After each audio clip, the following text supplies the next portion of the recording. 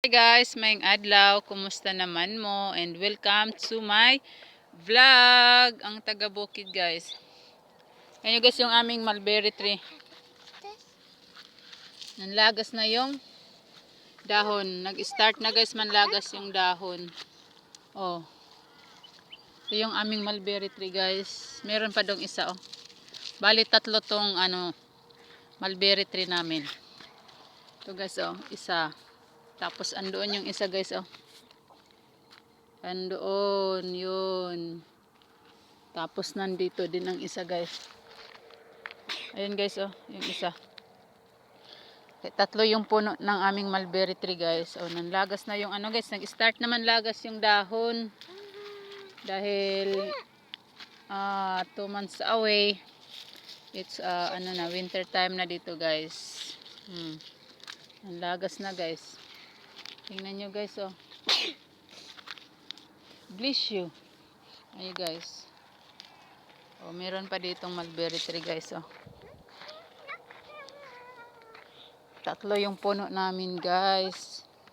Kaya maybe 5 years from now, malalaki na to. Madami na tong bunga guys. Kasi pag namunga sila, grabe. So, talagang kumpul-kumpul yung bunga nila guys. Nakakatuwa.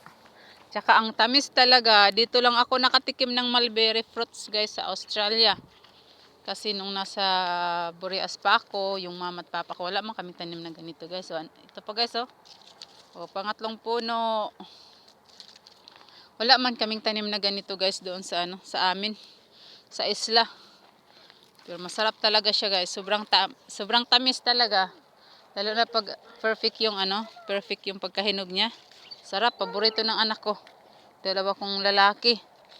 Pero yung babae hindi kumakain guys ng mulberry fruit. Maarte yung babae kong anak guys, yung dalawa ko lang lalaki ang kumakain nito.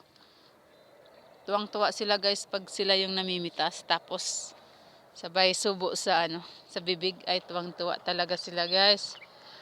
Namunga na to last year. This year na naman by mga October o November. Kasi pag winter time guys, wala silang dahon. Manlalagas, tingnan nyo guys oh. Manlalagas na to. Pero dyan sa Pinas hindi naman nanlalagas yung mga dahon, di ba? Kasi nga walang winter time. Dito guys, pag winter time, kalbos sila. Lahat ng namin ay tanim except lang sa guys, citrus like orange, lemon, mandarin, hindi nanlalagas yung dahon guys. Pero ito guys, nanlalagas. Ito yung tinatawag na deciduous na fruit trees like the pear,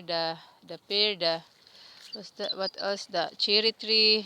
Ayan guys, apple tree nanlalagas din during winter time. Kaya meron din kaming apple tree guys, tingnan nyo,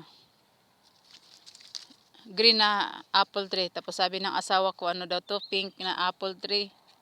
Yung bunga ba apple fruits, pink. Hindi man guys, kamali siguro yung may-ari na binilhan niya na Chinese o Lebanese.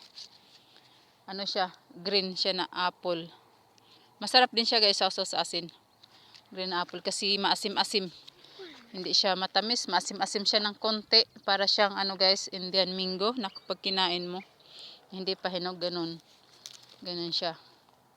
Kaya masarap siya. Yun lang guys. Please subscribe my channel. Bye-bye!